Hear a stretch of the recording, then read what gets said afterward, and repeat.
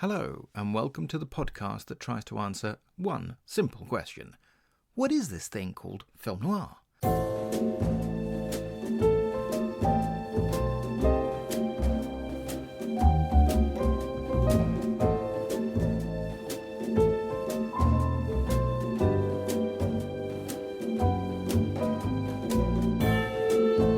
I'm your host, Sergio Angelini, and welcome to Tipping My Fedora, where we discuss movies, books, TV, radio, and much more besides, all from the darker side of the street. The subject of this episode is the 1988 live-action and animation hybrid Who Framed Roger Rabbit. It's a 1940s murder mystery, but one set in a parallel universe in which humans and cartoons coexist. It was a huge gamble for the studio and its director, Robert Zemeckis, who was hot off the success of the first Back to the Future movie.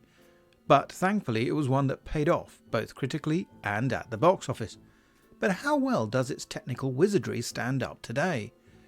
Joining me to discuss this highly unusual neo-noir is my very good friend Simon Brown, an independent scholar who specialises in early film history, horror, adaptation studies and film technology. He is the author of Cecil Hepworth and the Rise of the British Film Industry and Screening Stephen King, Adaptation and the Horror Genre in Film and Television. And he is currently working on a book about director Robert Zemeckis. But now, let's find out who framed Roger Rabbit and why the film title has no question mark. Simon, welcome back to the podcast. Oh my goodness, you're a glutton for punishment. I know, but thank you for having me. I'm glad to be here to be talking about this film. This one is a bit special. Who Framed Roger Rabbit is probably the oddest film noir that one can think of, in the sense of it tells a straightforward film noir type story. It's set in period. It has a regular A to B to C plot. It's all straightforward, and yet it's utterly surreal, completely strange. Where does this film come from? The origins of the film are a book by Gary Wolfe called Who Censored Roger Rabbit that was published by St. Martin's Press in 1981. He started working on it in the 1970s, I think. It took him a long time to put it together, and it was part of a book deal he had with Doubleday, I think it was. But Doubleday rejected it because it was too weird. Well, I suppose we should say what is weird about it. Well, I'll come to that. So in the book, Who Censored Roger Rabbit, the premise is that it's set in an alternative version of the 1980s in which humans coexist with comic strip cartoon characters. So not animation. Feature or short film animated characters, but comic strips. So Roger is a comic strip character, and when he talks, a little thought balloon pops up out on the top of his head, and the words kind of appear in the thought balloon. As I say, it's set in the 1980s, so it's sort of like an alternate kind of universe version of the 1980s, but it's still a mixture of film noir and comic strip. And the basic plot is the private eye, Eddie Valiant, is hired by Roger to find out why he's being sort of blackballed or sidelined by his production company, the DeGreasy brothers, in favour of Baby Herman. The book was published in 1981. Disney bought the rights straight away. They paid $25,000 for the rights. So this would be sort of late 1981, early 1982 that they purchased it. And at that point, Robert Zemeckis became involved in the sense that he expressed an interest. But at that point, Zemeckis was, well, to be kind, fairly toxic in terms of box office reputation. I mean, he'd made two very good films. I Want to Hold Your Hand, which is a kind of homage to the Beatles. It's all about a bunch of Beatles fans and the hysteria around their appearance on the Ed Sullivan Show. And then Used Cars. They're both good movies, but they didn't do very well at the box office. He also wrote 1941 for Steven Spielberg, along with Bob Gale, which was obviously a colossal disaster. So Zemeckis was interested, but nobody was really interested in Zemeckis at that point. But what's interesting in a way about the fact that Disney purchased this in 1982 is this is right smack in the middle of Disney's dark period. So mid-1970s, the box office returns for Disney start to collapse, or they've been collapsing through the 1970s. And Disney's struggling to kind of figure out who they are obviously Walt Disney was dead, Roy Disney was in charge of the studio, and they're experimenting with different things. So darker material, so the black hole, obviously, got to mention the black hole. Got to mention the black 1979, which is quite a dark film. Tron is in production in 1982. That's about to come out. I think they're preparing something wicked This Way Comes as well. So this idea of a kind of dark noir cartoon mashup seems to sit very well with this notion of Disney still being the home of animation, but equally sort of trying to spread their wings into a darker place. So it makes sense that they bought it. But of course, you know, this is also a turbulent period for Disney. Roy Disney kind of leaves. Then there's interim people in charge, and eventually Michael Eisner and Jeffrey Katzenberg come in, and it's they who kind of resurrect the Roger Rabbit project. It's not as if Roger Rabbit sort of sat in development hell with nobody looking at it for years and years and years. They were experimenting with it. But it's Eisner and Katzenberg who come in, and of course Spielberg's involved as well. I mean, he'd been involved more or less from the beginning. But they all felt, until Katzenberg and Eisner came in, that Disney didn't have the knowledge, the clout, and the desire to actually do the sort of things that were going to be necessary to be able to make the movie. Fast forward to about 1985, everyone's in place, Roger Rabbit gets resurrected as a project, and Zemeckis, who by this point has made Romancing the Stone, which is a big hit and a very good film, and is finishing up Back to the Future, which is about to become legendary, and also is mentored by Steven Spielberg, he gets the gig. Interestingly enough, some of the people that they also approached before Zemeckis came on board, some of the names sort of interesting. Joe Dante was involved for a while with Spielberg, and obviously Dante would go on to do live action animation with the Looney Tunes movies. Yeah, which is great. Looney Tunes back in action. Yeah. And Terry Gilliam was approached to do it. That would have been really something. Yeah, and the story goes, well, it's not really a story because Gilliam himself says it. He read the script and went, "Oh, that's too hard. I'm not doing that." just passed on it instantly because it's too much sheer laziness. Yeah. Too much work. Yeah, and so Zemeckis comes on board.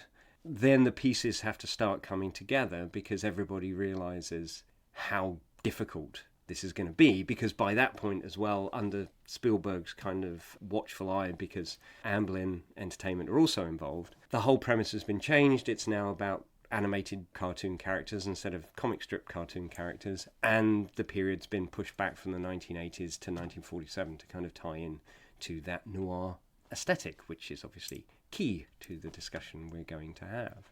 I guess in the Carrie K. Wolf book, there's a sort of slight logic in that it's a print medium, so therefore it references another print medium. And for the movie, they're going to reference a movie version of the same idea. It isn't just any old cartoon characters. Here it's going to be cartoon characters from the great famed libraries of several studios. I mean, one of the fascinating things about the film is that they take the basic idea, they take some of the characters, some of the dialogue, we'll talk about that a little bit later, but they completely throw out the plot. Here, we're going to have these animated figures who inhabit this parallel universe. I mean, they did all kinds of tests, didn't they, to try and just to sell the ideas, is can we actually do it? Well, yes, absolutely. And to take a step back, one of the more interesting templates to show how advanced Roger Rabbit is Pete's Dragon from 1977, where you have Pete and this animated, invisible, when he wants to be, dragon.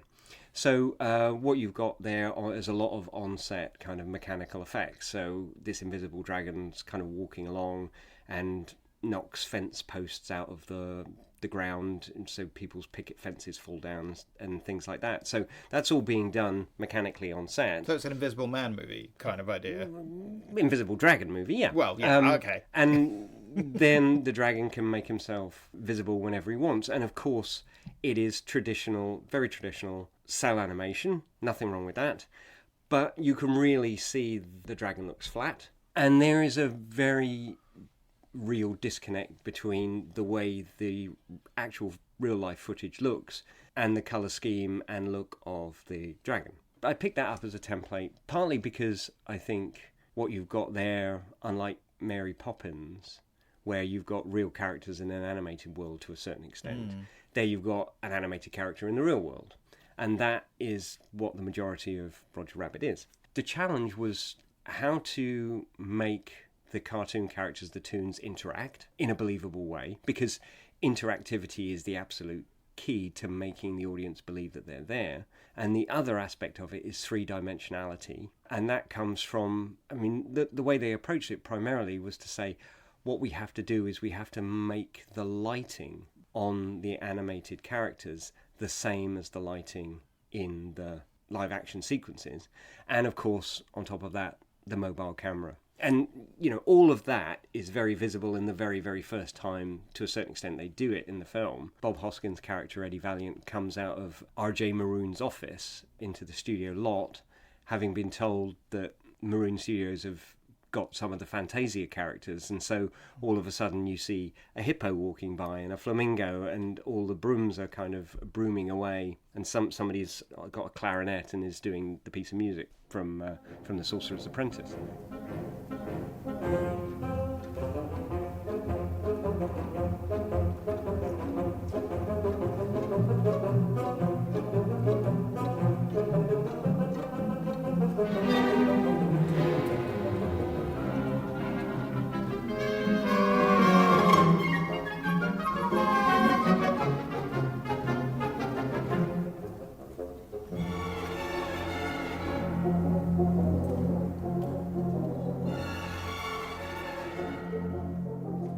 And it's all there, the lighting, the mobile camera, it's a tracking shot. It's a real kind of way of showing, no, this is different. And you're right, in order to do this, they had to do a test, which cost $100,000 and lasts for all of, a minute and a half, something like that. And basically, the character of Eddie goes down some stairs and across this into an alleyway, and Roger follows. And Roger, being Roger, he goes halfway down the stairs, falls over, knocks over some boxes that are lying on top of some garbage cans. And then Eddie, who in the test is played by Joe Pantoliano and not Bob Hoskins. And Joe Pantoliano is actually quite good as Eddie. He walks across, they interact, he picks Roger up, and then you see these headlights kind of wash over them as a car kind of pulls by. Roger does the classic kind of Tex Avery, big eyes, yes, you know, and legs it. And the idea was, can we make this look like these two things are in the same space and are interacting with each other? It was all about the mechanical effects and the lighting in order to make it work. You know, making it work with a camera movement, and it does. It's actually very successful, and they showed it to the powers that be, and they went, yeah, okay, we can do this. And the movie started. And the person doing it is Richard Williams. He's doing the animation. Yeah. You've got George Gibbs doing the mechanical effects. Overseeing all of it really is Zemeckis' longtime VFX collaborator Ken Ralston, who at ILM, at that point was at ILM. Right. Okay. I'm not sure if he stayed at ILM or just kind of ended up going on his own and just working for Zemeckis. I think he ended up leaving ILM and working for Zemeckis. But at this point, yeah, he's with ILM. It was incredibly laborious because this was still actually cell animation. Yeah. And it was all hand-drawn, hand-painted. In London. In London, right. That's one of the things, because, of course, it was cheaper to shoot in London. It still was. I don't know if it was still a version of the Eady levy, but it was just cheaper to rent studios and to pay all the people they had to pay to come and just do painting on the cells and just do all that kind of work. Yeah. Than doing it in Hollywood. They had this large building which they called the Forum, which was in Camden, and there was about 300 animators crammed into this building, just working. And that was what, about 18 months worth of animation, I think? At least. Yeah, I mean... There was, the film took, I think, a year to shoot, and then there was at least another year's worth of post-production on it. Because they shot all the live action first. Yeah. And then did the animation. And in essence, they were taking shots from the film and then animating on top of it. Yeah. Is that right? In essence, they would create like a photocopy of every frame that had to have some animation in it, and then draw around it, and as part of the process of creating. Yes. Yes, because on set there was a combination of two things. There were puppeteers who would be working with wires. So the scene where the weasels go into Eddie's office, they've all got guns. And they're not animated guns, they're real guns. And the guns are all on wires being manoeuvred by puppeteers. And then they animated the hands and the weasels around it. And the other thing is they had all these complicated mechanical arms that George Gibbs devised. And they would be on set doing whatever it is they do. So Baby Herman, for instance, in the film has this cigar that he's constantly puffing on, which is a good gag. And the cigar is real, and on set it's this mechanical arm that's waving and gesticulating with the cigar. And then they basically animated the character on top of it. So in the final composite, that mechanical arm is still there. You just can't see it because it's got... They've overlaid on top of it. They've overlaid it on top of it. But the key thing as well was, unlike the traditional approach, the kind of Pete's Dragon approach, where you would put the frame of the film out under like a rostrum camera, photograph it, add the cell, photograph that, and so you'd end up with the two composited. This was a multi-layered process where they had different mats, so you would get a top light mat and a side light mat and a backlight mat. Lots of different layers, and that's what gave the kind of three-dimensionality to the characters. And shadows as well. And shadows and different colours from the lighting as well. So the film does something very interesting. We begin with a Warner Brothers kind of Chuck Jones style cartoon, as it were. So literally, we get the opening music, which is very much in a Carl Stalling style, and we get a 4.5 minute adventure in which Baby Herman is destroying a kitchen because he's trying to get hold of a cookie, and Roger Rabbit's been left in charge, and everything goes wrong. It's a wonderful piece of traditional animation, although it in fact does employ some special effects from, to give it that three-dimensional feel. So it's not, it's clearly shall we say, a technical advancement on what we would have seen and loved from the 40s and 50s. But nonetheless, we get that traditional thing, and then, what is it? It's a fridge drops on Roger's head, and the fridge opens, at which point we're now on a soundstage. And Joel Silver walks in. And Joel Silver, as, was it Raoul J. Raoul? Raoul J. Raoul, yeah, just doing a little cameo, which is kind of interesting in terms of Zemeckis' career, because it was whilst they were filming that sequence that Joel Silver gave Zemeckis a complete concordance of all the EC comics and invited him on board to be one of the executive producers of Tales from the Dark Side. Tales from the Crypt. Tales from the Crypt, sorry. Yep, Tales from the Dark Side is Richard P. Romero. Rubenstein, Yes. a couple of years earlier. So, and then that leads into Dark Castle, and then that leads into kind of Zemeckis' sojourn in the horror genre between mid 1990s through to the early 2000s. Now, we might mention that again just a little bit towards the end of the podcast, but that's so it's actually at this point. So we get this terrific tracking shot, don't you, where basically Baby Herman's annoyed because this is like the 17th take. And basically Roger keeps blowing it because he's supposed to be seeing stars, instead he sees little birds or something. Yes. And so at which point the camera moves back and we see all the crew that's filming it. So in theory, this has all just really happened and they've been filming it. The Joel Silver director is very annoyed with Roger, and Roger hangs on to his coat, and so you get all the mechanical effects and they're interacting beautifully.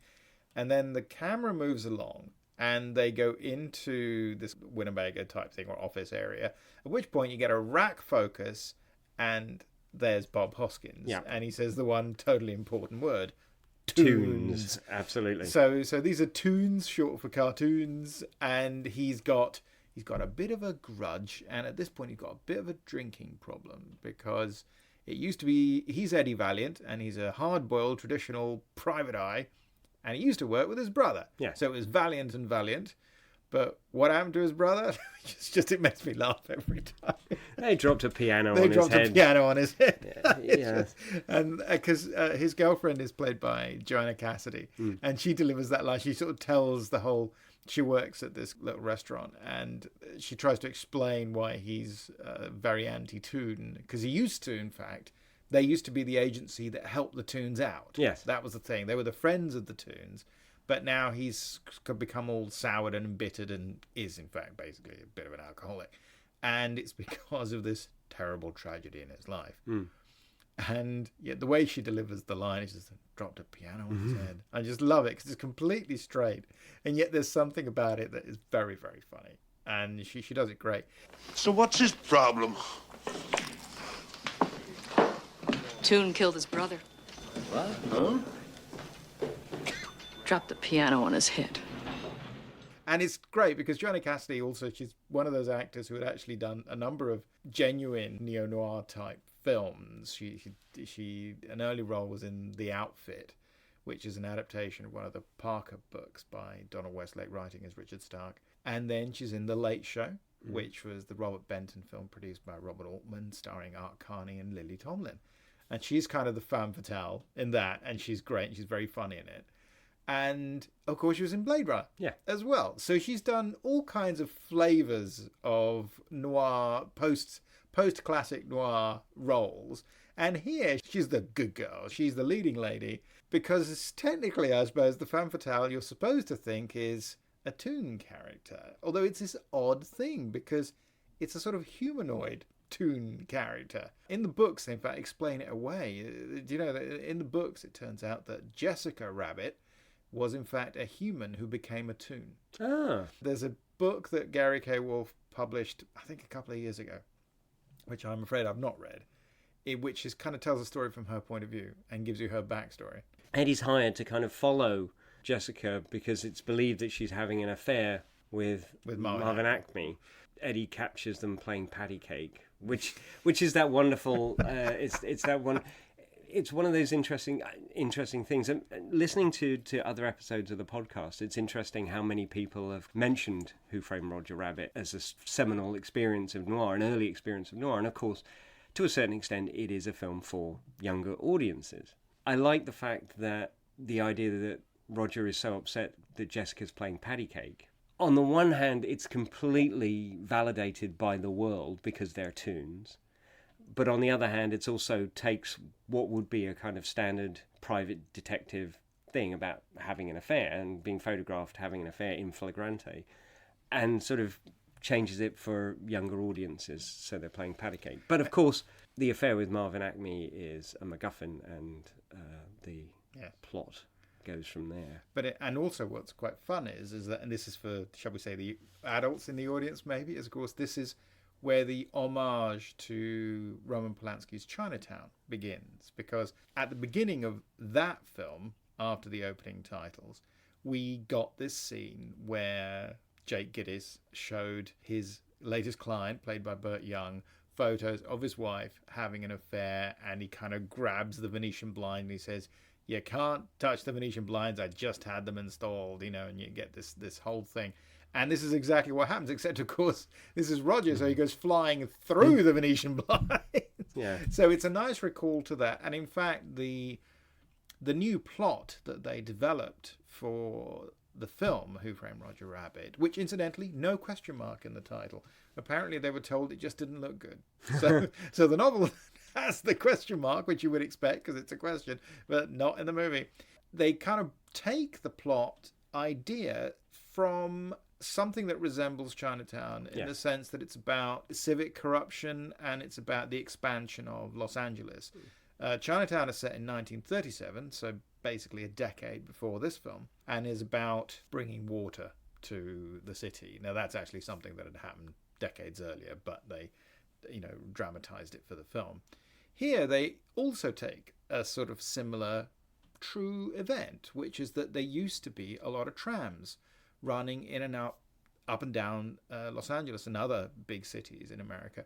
But they were kind of sort of squeezed out because there was more interest in developing the highways and the freeways. So they squeezed those out, replaced them with buses, which made it all about the roads.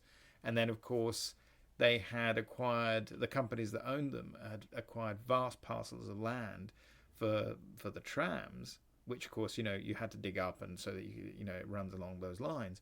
And instead they turned them into all the things that support the highways and the highway type of living. And that becomes part of the plot. And one of the things is that we get a new character that's not in the novel, and it's Judge Doom, played by Christopher Lloyd, who of course had played Doc Brown, your namesake, in Back to the Future. Obviously Robert Zemeckis' previous film, and this gigantic success that in fact is still a success. They keep doing new things with it, so it's obviously going to be a success forever. And he's great. He's a great character and wonderfully sort of mean and evil. And one of the other things that they developed for the film, which is based on an idea in the book, I think, but is this idea of the dip. Tell us about the dip, Simon. The dip. Goodness gracious me. Well, a couple of things first. First of all, apparently the original choice for playing Judge Doom was Tim Curry. And that would have been great. He was deemed just too damn scary, which doesn't, and presumably had just come off playing Legend, right? Playing the devil in Legend, and the judge, he's in charge of Toontown, and he creates this thing called the dip, which is a mixture of different chemicals, which is the one thing that can kill a toon, ostensibly, because the laws and the logic of toon death is not entire, or human death in the film. Mortality is very fluid. So Bob Hoskins' character, Eddie, kills the weasels by making them laugh themselves to death. And yet, at the same time, Roger can get bricks dropped on his head and he's absolutely fine. But the one thing is dip. It's this mixture of chemicals, and you put the toons in it, and I guess it sort of breaks down their colour chemical makeup and turns them into sludge. Well, in theory, it's the materials you would use to clean a cell, right? An animation cell. Precisely. So it's acetone, which is... Benzodrine, alcohol, and not benzodrine, maybe, but well, you never know. Benzodrine. It was the 80s after all. Yeah, true. Anyway, moving on. But the scene. This is the interesting thing about Judge Doom. To kind of tie all this back to Noir, I suppose. You've got the Eddie character, which is very clearly a Noir character, this private detective. The fact that his brother is dead. And you've got the double desk where one side is covered in dust. That's very Maltese Falcon. It's Sam Spade and I don't know, Spade and Archer. Archer, yes. I never found. Do you ever find out what his partner's first name is? It's not Jeffrey, I suppose. Oh no! I knew you were going to say that. I do know, and I cannot pull it out of my head. It doesn't matter. Oh, what is his name? It's Small editorial interjection here, with apologies to all my listeners. Yes, of course, it's Miles Archer. Oh, I grovel in mortification.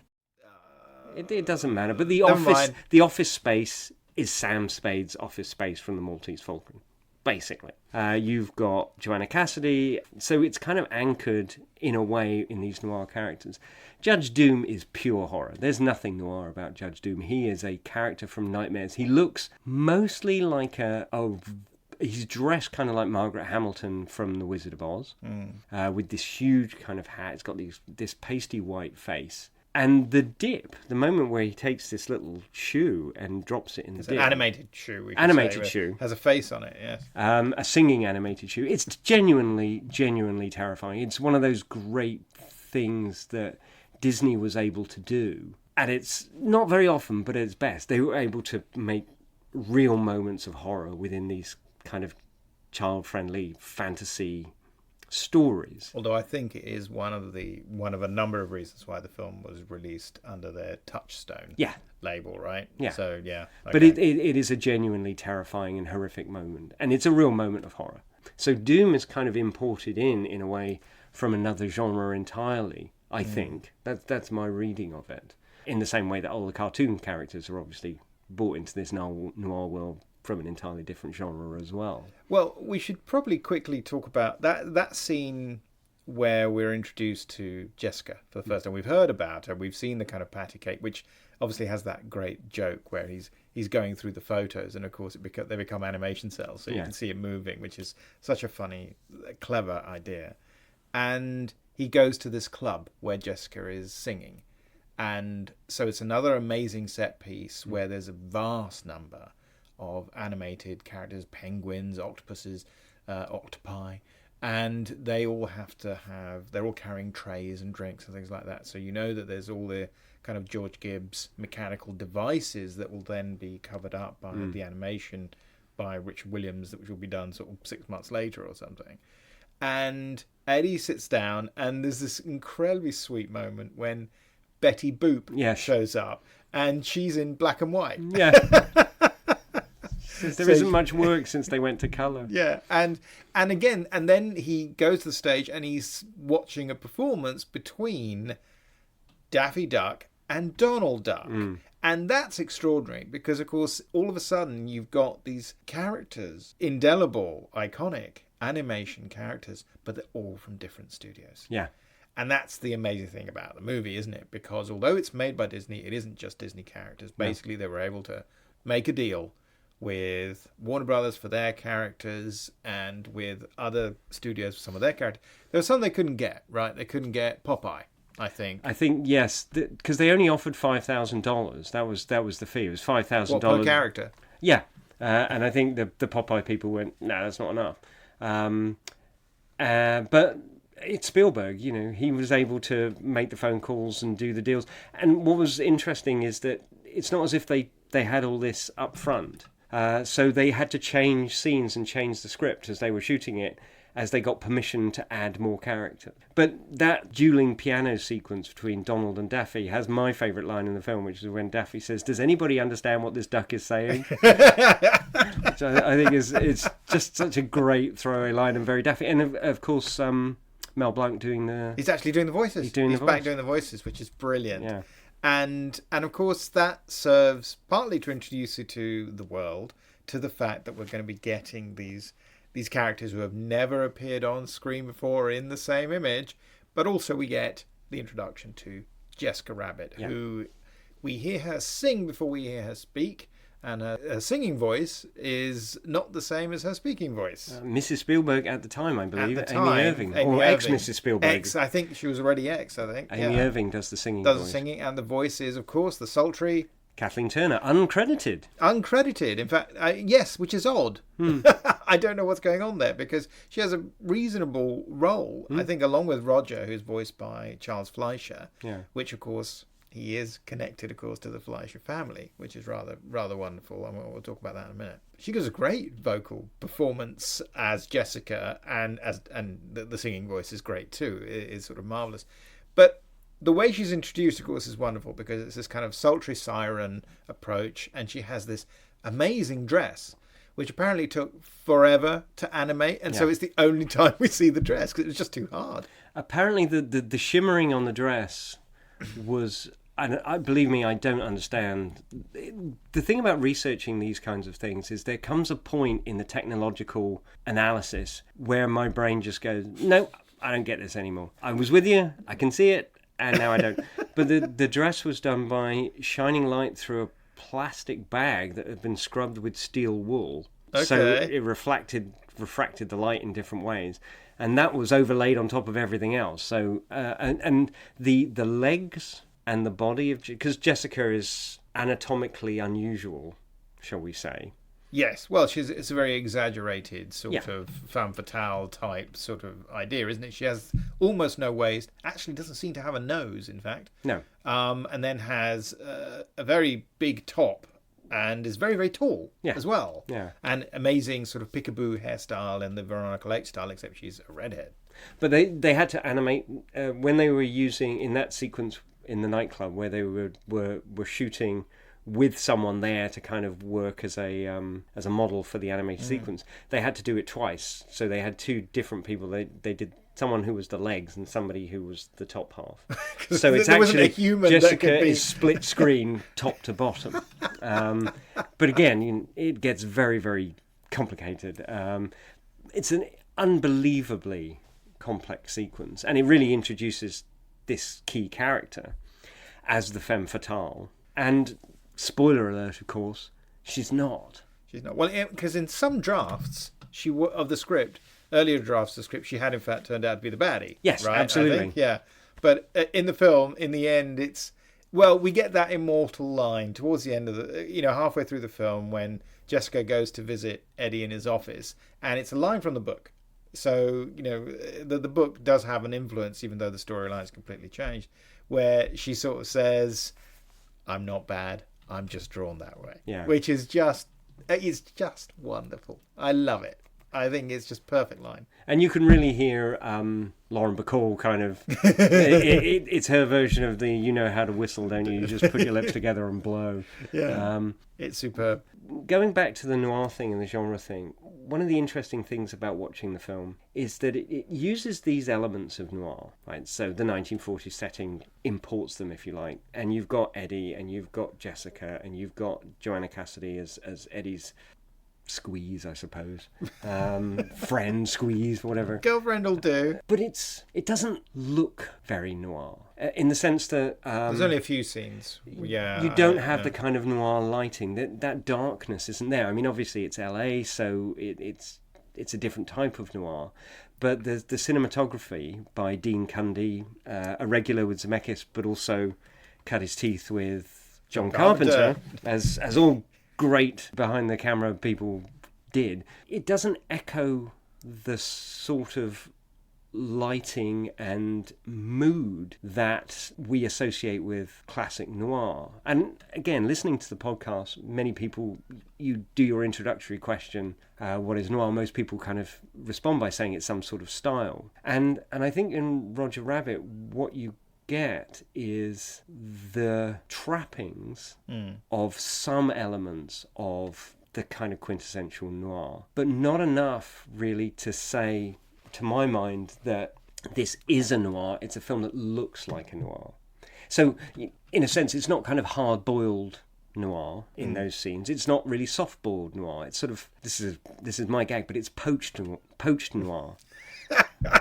They've borrowed elements of noir from it. Okay. And I think that the cartoon influence is much stronger. Now, there's nothing wrong with that. That's not a criticism of the film. But it's not a film that you could stand next to T-Men, Raw Deal, Double Indemnity, take your pick and say, yeah, these things are no, I agree. The same product. The only scene where they do it specifically, I think, is that scene when they're in the back room of the bar, and for that very funny sequence where Eddie and Roger are handcuffed, and Eddie's trying to saw the handcuffs off because he doesn't have the keys, and it's this fairly dark little room, and he hits the overhead light, and so he's just swinging backwards and forwards, which obviously from an animation standpoint must have been an unbelievable nightmare. And so you just sort of applaud that because it works beautifully. Therefore it's a kind of standout sequence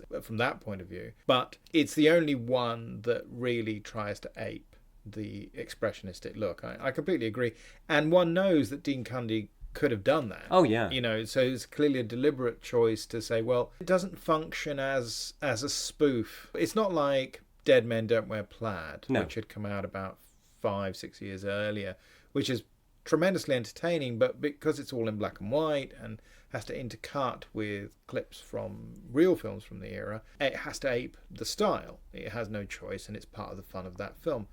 Here, obviously they could have done it, and they opted not to, as you say, because I think the look is primarily the one you actually associate with the cartoons of the era. Yeah. I think. And that seems logical enough. You know, it's really the raison d'etre, after all, is the animation, is the cartoon characters. This takes nothing away from the fact that it has a perfectly okay story, but you're not watching it to find out who did it. You know, it's so that you can enjoy the animation and the characters and the interaction.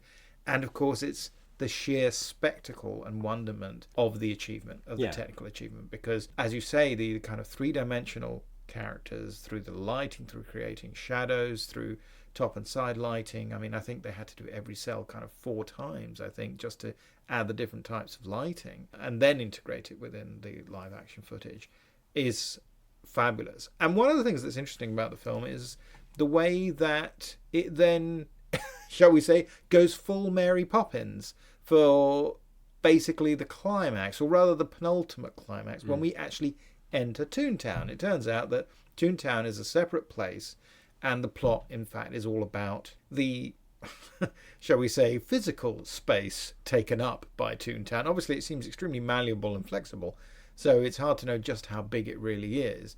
But the big plan is to sort of remove it so they can turn it into a highway. It's kind of like the Hitchhiker's Guide to the Galaxy, and they're going to put a hyperspace bypass through it.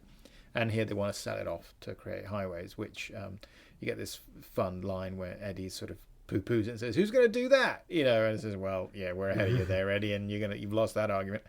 And so we enter it, and then it's more in the style of Mary Poppins, where it's one human and everything else is animated. Yeah.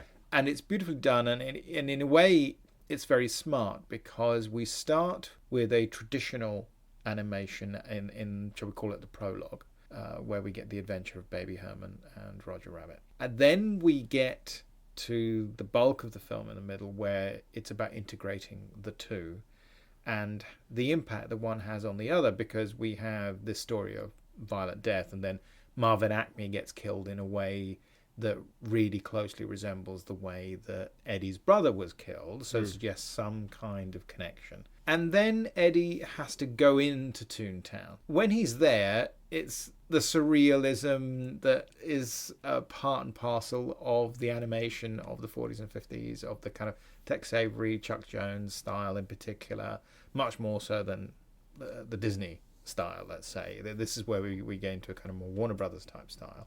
Although a lot of it is, it's merry melodies too, and so on and so forth. And at which point you get a very extended section where now it's him and everything else is animated. And then he comes out of it again. Yeah. And then we move on to the final part of the plot, where we're back into this idea of one against the other. But then it's about, will it be destroyed? Will Toontown be taken away? And I find that a very sort of affecting idea, because it's this idea of, well, it's by that point it was very much a lost art. After all, the last shorts that were created by any of the major studios were done in the 60s. I think really nobody had been creating cartoon shorts for anything other than with the limited animation for television for decades at that point. And of course we know the trams are going to go. Yeah. And so ultimately it's a celebration of the past, and bright and sweet-natured fundamentally. I mean, you get these scary moments with Judge Doom, and the weasels are sort of horrible. But that's sort of it, isn't it? Otherwise people aren't too mean. Although you do get... I mean, you get to see Eddie. It's like when he goes into Maroon's office to say, and he gets the tie stuck in the moviola and so on. And people do get shot and killed and so on. You get those genre elements that you tie with kind of 1940s crime films. But for the most part, of course, the tone is comedic. But Hoskins and Cassidy are playing it completely straight. Yeah. And I think they're a great couple. And Hoskins is just brilliant. Oh, he's fantastic in the film. He really is. He is 100% there. It's interesting casting. His accent is... There's a lot of South London in that LA accent, in a brilliant way. But he is 100% there. And I think it's great the way they supported him. So Charles Fleischer was on set the whole time, often dressed in a rabbit costume off camera. So the dialogue is between the two of them. And what they would do is they would have a full-size rubber Roger. So they would do one take with this rubber Roger, which Zemeckis himself would hold. What, sort of life size? Yeah, life size. So Zemeckis would... And then they did this with other characters as well, the weasels and stuff, but Roger was the main one. So Zemeckis, he would be in camera, visible, holding Roger up, waving him around, so Bob Hoskins has... So the actors could visualise it. Yeah. And then they do another pass without the rabbit there. But they really give Bob Hoskins a lot of help. But it's his ability to focus on dead space that absolutely brings that relationship between him and Roger to life. It's an extraordinary performance. And Hoskins is one of those actors that everybody who's come across like his great performances knows how good he was, but doesn't get talked about in and amongst the pantheon of sort of great actors. And I'm glad he had this film, this major, big budget Hollywood extravaganza of which he is the centre point, as it were. Because yes, otherwise he's primarily going to be seen as a character actor. There are those really important films he made around that time. He'd just made Mona Lisa, for instance. And so those things are important. I take your point completely. And again, it's an exciting film in the sense that beyond the technical marvel, because ultimately you keep being impressed by it, but at the same time the story keeps going. It's not a particularly overly complicated plot. I think it's reasonably streamlined, and certainly the climax, which is this classic, to me, example of how Zemeckis can keep extending a piece of string. I love his ability to just make climaxes go on for an hour, way beyond, you think, beyond the limits of what would seem to be possible. It's interesting how comparatively restrained it is. It keeps within the frame of what would be a 1940s style film in that sense, in terms of storytelling. It's not going to go too crazy.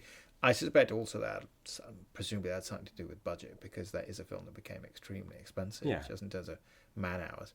Going back to the narrative, I think this is one of the essential aspects of Zemeckis as a filmmaker. People talk a lot about a couple of things in relation to Zemeckis. First of all, Forrest Gump as this sort of massive multi-Oscar winning prestige American pastoral, and obviously the experiments with performance capture from the 2000s. But if you look at what he does and who he is, at the end of the day, Zemeckis is a pretty direct storyteller. The story of Roger Rabbit is, as you say, it's quite simple, but it's the execution of it that makes the film special. Everything is clearly motivated. As you say, they keep the Toontown sequence till sort of 2/3 of the way through the film. And that's all completely motivated by the character. All we need to know is that he used to go to Toontown, his brother was killed, he doesn't go there anymore. So ultimately there's a sequence where he has to go to Toontown, which is part of his healing process. And of course, by the end of the film, his trauma has been healed. It's all very carefully crafted to tell a pretty straightforward cause and effect, psychologically motivated classical narrative piece of work. And that is something I think that underpins an awful lot of what Zemeckis does, which is, on some hand, you have this technological wizardry, this incredible complexity with the way in which he tells his stories, the trappings of it, if you like. But you strip all that away, what you get is very efficient, tightly controlled, well-worked, good, old-fashioned storytelling from beginning to end. There's very little flab in the films. There's very little stuff that isn't there. There are no loose ends that you kind of go, yeah, but what about that? What happened to that character? It's all very, very tightly controlled. I think as a mainstream blockbuster filmmaker, and across his oeuvre, one of the most financially successful filmmakers in Hollywood history. I don't think Zemeckis gets his due, and that's partly because the dialogue about him gets caught up with all of this technological experimentation, which is sometimes good. In the case of Roger Rabbit, Contact would be another one that's well worth mentioning here. Welcome to Marwan is another film that's well worth mentioning in relation to that. And sometimes bad. Beowulf, a lot of those Uncanny Valley films from the 2000s. But what underlies all this is the ability to tell a good story. And in that respect, Roger Rabbit is a direct link between Romancing the Stone, which is his third feature, but his first in the mainstream, and then Back to the Future and Roger Rabbit. It's a perfect trifecta of great popular popcorn storytelling. Yeah, because obviously he's a very varied filmmaker, and again, his ability to create really successful films from things like, say, Castaway, where literally he stops the shooting halfway through, makes another movie, What Lies Beneath, which is sort of a noir fantasy type film with Harrison Ford and Michelle Pfeiffer. It's a Hitchcock film. What Lies Beneath is basically a Hitchcock film. But there's with a weird character, fantasy elements that shouldn't be there. There's a character who's a killer. We don't know he's a killer, but he's a killer, and his name is Norman. Yes, I know. Try and parse that. Exactly. That's hard to understand. And then he goes back and shoots the other half of Castaway. And they were both hugely popular. Back to the Future, one of the pleasures of that film is the pleasure of the well-written screenplay. Yeah, which we have to give credit to Bob Gale. We must not... No, they were very close partners. I think they wrote a lot of films together. They did, yeah. And in fact, some of them were made by other people. Trespass being the obvious one, which Walter Hill made, which is a kind of urban ghetto noir that is partly inspired by Treasure of the Sierra Madre, and is an interesting movie, but you can see how different it is having someone like Walter Hill make it, who is very much a director steeped in the noir stroke western movie tradition. Yeah. And someone like Zemeckis, who I think is extraordinarily good at telling stories, but who is also, one could argue, perhaps a little more conventional, a little more conservative. You can look at something like Forrest Gump and you can say, well, there's actually quite a lot of darkness here. And yet, in terms of actually the way you resolve your stories, even in that film or even Back to the Future, your definition of what constitutes success or lack of success is defined in very traditional terms, after all. I mean, the idea of what happiness is for the McFly family is defined in terms that feel somewhat Reaganite now, but it's a film of its time. Yeah. Now, you're working on a Zemeckis project at the moment, so you've been looking at quite a lot of his films and his work. Yes. Tell me a bit about the book. It's a co-authored book, which I'm writing with a dear friend of mine and an excellent Zemeckis scholar and Back to the Future expert, Sergio and Simon from Manchester Metropolitan University. And we've been working on this together for a couple of years now. Sergio is writing about Back to the Future, for there is nothing about Back to the Future that she does not know. There's no point in my even trying to do that. I'm going to leave that to the experts. But I've been rewatching all of his films and I've been focusing on his relationship with genre and his relationship with technology. That's kind of the main areas that I've been looking at. There's a chapter about Roger Rabbit, the way in which he takes old Hollywood genres and updates them with modern technology, and that also draws in films like Welcome to Marwen, Contact, The Walk, which is a film that weirdly nobody likes. I like it. Nobody likes The Walk. I don't know why. Possibly it's because the documentary is demonstrably better in terms of telling So the it story. feels a bit unnecessary, No, perhaps. well, Yeah. it is unnecessary, but it also gives you something that the documentary can't, which it puts you up on the wire with Philip Petit, and Which is amazing. it's yeah. a genuinely amazing Again, sequence. technical achievement of extraordinary ability. The interesting thing about The Walk, of course, as well, like the documentary, the first hour and a half, it's a caper movie. It's an old-fashioned, top-cuppy caper movie with hints of Ocean's 11 and I love caper movies. Yeah. So, yeah. And Joseph Gordon-Levitt. Who doesn't love it? Absolutely. And people criticise his accent because it's very this hello accent. But have you heard Philip Petit speak English? It's pretty good. So I've been doing that, and then I've also written a whole chapter about Tales from the Crypt and the Dark Castle stuff that Zemeckis exec produced, which also includes an episode of Tales from the Crypt Yes, that he did where he You Murderer. You Murderer, where he recreates Humphrey Bogart. From the director of Hack to the Future and Fearless Grump, a special Crypt presentation with a very special guest star. Don't miss the season finale of Tales from the Crypt, coming in February on HBO. Scary is as scary does. Which I think is a really interesting piece. It's one of 3 episodes he directed for Tales from the Crypt. The first one, and all through the house, is a comic strip that was adapted 20 years earlier by Amicus with Joan Collins. And he does this one with Kirk Douglas and his son about a guy about to be shot for desertion during World War One. Kirk Douglas is playing a version of the character that he played in Paths of Glory. Wasn't that technically made for a different anthology series? And then No, that's a complicated story. It was actually made for this, but it was released as part of a trilogy that was designed to make some money in foreign territory.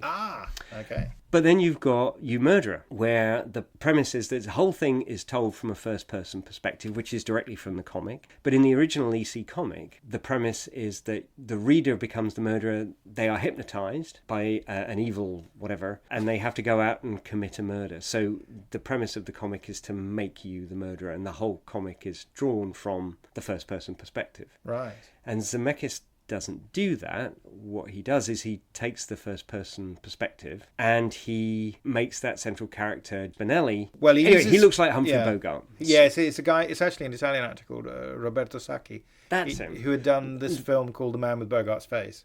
But I think the character name in the episode is Benelli. The character. Right. Yeah. Okay. So every time he passes a mirror or looks at a reflective surface, you see Humphrey Bogart's face, and it's all kind of lifted and taken from 1940s movies. It's the Robert Montgomery Lady in the Lake, the Marlowe film told entirely in the first person, where you only see Robert Montgomery as Marlowe when he's in front of a mirror or something like that. Well, there's a prologue and epilogue. And it's that idea, which is also a fun bit of intertextual roughage there. It's in that style, it's in that idea. But, okay, it's not a Bogart movie. And, of course, Bogart did do a point of view movie, which is Dark Passage, but it's only point of view for the first 30 minutes. And then he has plastic surgery and becomes Humphrey Bogart, which of course is part of the plot here, isn't it? Because this is someone who also has plastic surgery to make themselves basically look like Humphrey Bogart. Yes, for reasons that are unclear.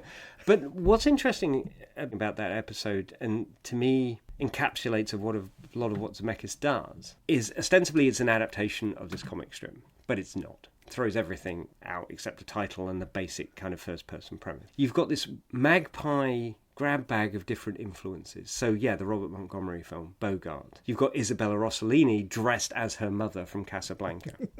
You've got John Lithgow basically playing either Kane or the killer from Dressed to Kill. He's doing Brian De Palma over there in the corner. And you've it's Sherilyn Fenn as a sort of femme fatale, but not really kind of deal going on. The dialogue is very noir. The look of it is very noir. It's a playing in the noir sandbox. That's what it is. Now, I'm not saying that's a bad thing at all. I'm not denigrating him for that. But it's not noir in the sense that Body Heat is noir. It's not an engagement with the soul of film noir. It's an engagement with the look and some of the ideas of film noir and saying, oh, what can we do with this? Let's have some fun. And exactly the same thing happens with Roger Rabbit in a way, I think. It's not a film that's seeking the soul of Double Indemnity. It's a film that is using some of the ideas in order to do something else.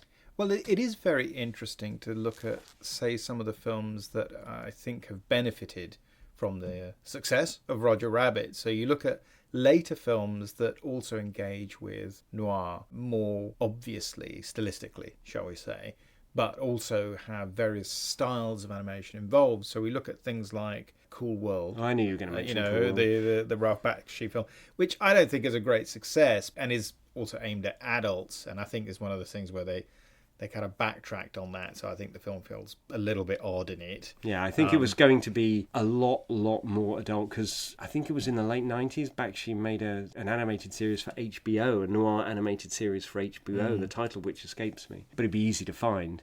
Hello, this is Sergio again, just to say that show we couldn't remember the title of, it was Spicy City, shown on HBO in 1997.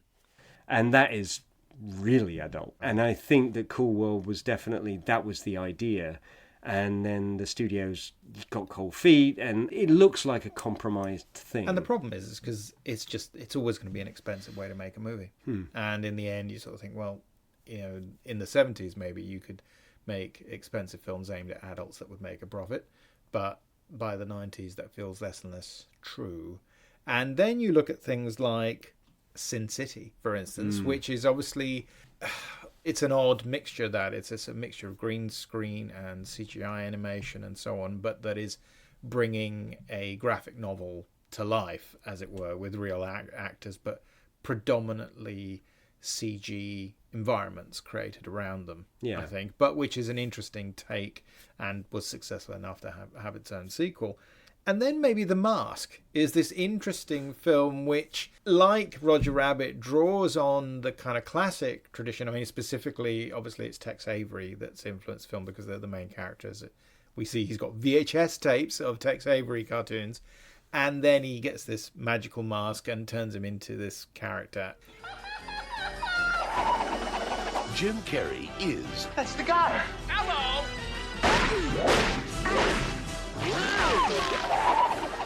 The Mask. Ooh, somebody stop me! So we don't get traditional animation, but we get CGI, which by this point, it's the 90s, and CGI has taken off and is already making a huge difference. It was something that wasn't really available in the way that they would have needed it to be when they were doing Roger Rabbit. Which is a good thing. It's definitely a good thing. I think that what makes Roger Rabbit special is that it's not CGI. Well, because that's the thing. I think it's the last of its kind because, there's even fun films like, say, the Rocky and Bullwinkle movie, which is fun, but again, or the Garfield movie, or things like that, where you have an animated CG character and everybody else is real. And that can work. But increasingly with Pixar, where you can create digital environments that look really real, humans, they tend to still not look quite right. I mean, that's kind of the problem with... I mean, I think we've moved on beyond the kind of Deadeye problem that was there in things like Polar Express, Zemeckis' film, which was a box office hit, but which tended to also show just the limitations of where that performance capture technology could take you. He had his own performance capture studio. Yes. Is he still doing that? No.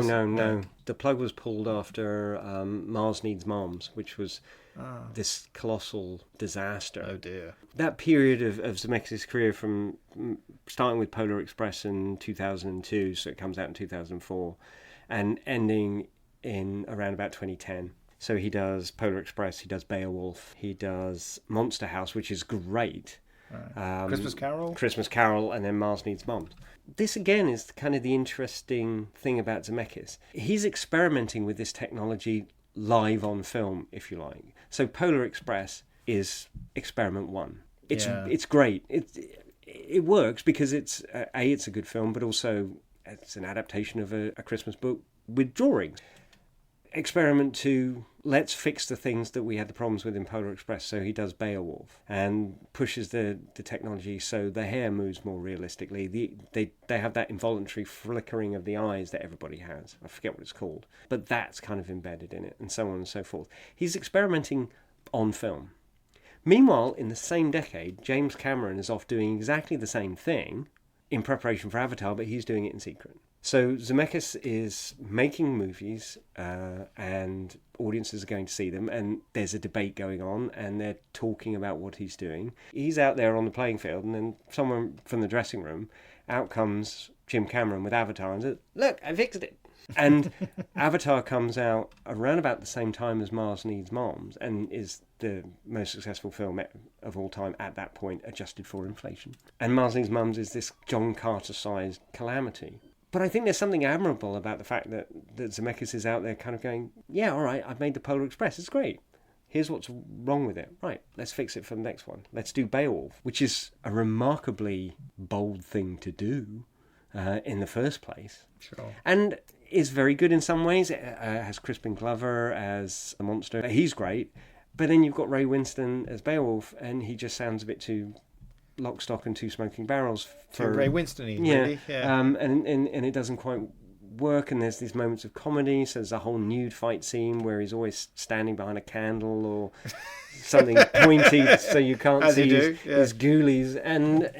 But it's live, it's happening, he's doing it. And I kind of admire him for that. He's a director who is pushing, always seeking to do not necessarily something new, and I think that's very key with Zemeckis. Roger Rabbit doesn't do anything that's never been done before, just does it more and does it better. Yeah. That's the essence of it.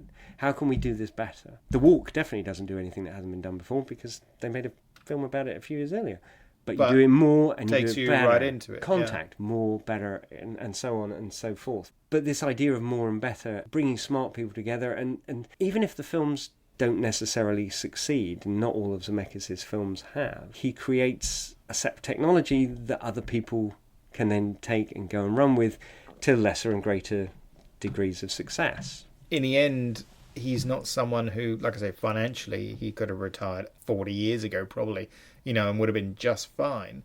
And instead, he keeps trying to do new and interesting things, and some are more successful than others. It's interesting to see kind of where he's going now. I mean, he was unlucky with his Pinocchio film for Disney just because it came out at the same time as the Del Toro film. Of course. Which everybody loved, and people were a lot less keen on his one with Tom Hanks, and one of many collaborations with Tom Hanks.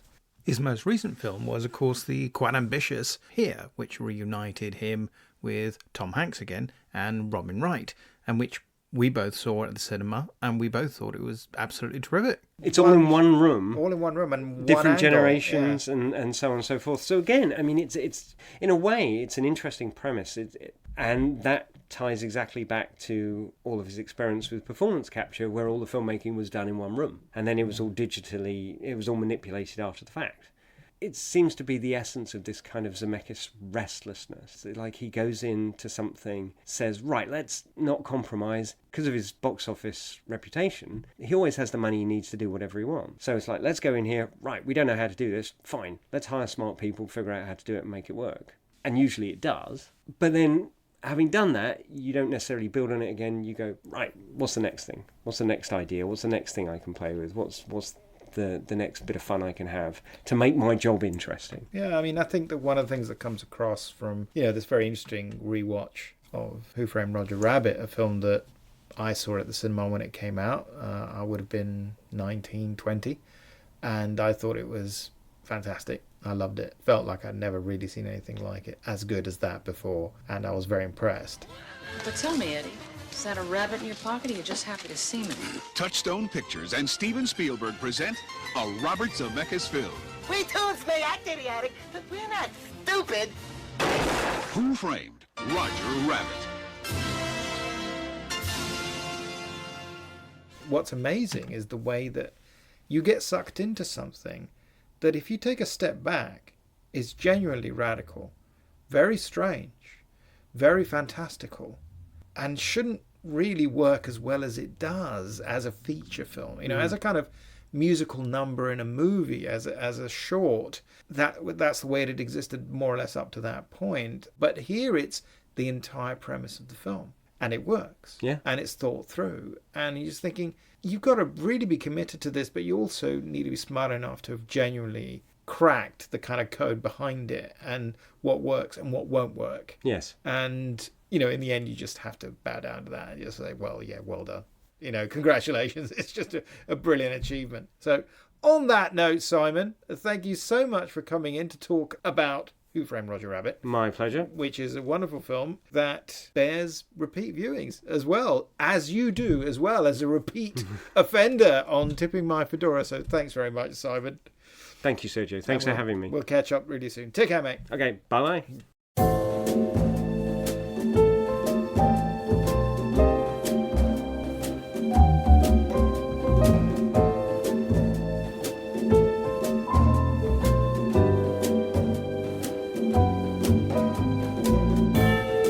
You have been listening to Tipping My Fedora, the show about all things noir.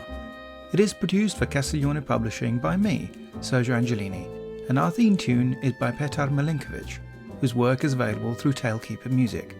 All audio clips are the copyright of their respective owners, and used under fair dealing and fair use exceptions solely for the purposes of criticism and review. Please subscribe to Tipping My Fedora wherever you get your podcast fix, and it would be great if you could leave ratings and reviews about the show at Apple Podcasts. Be seeing you.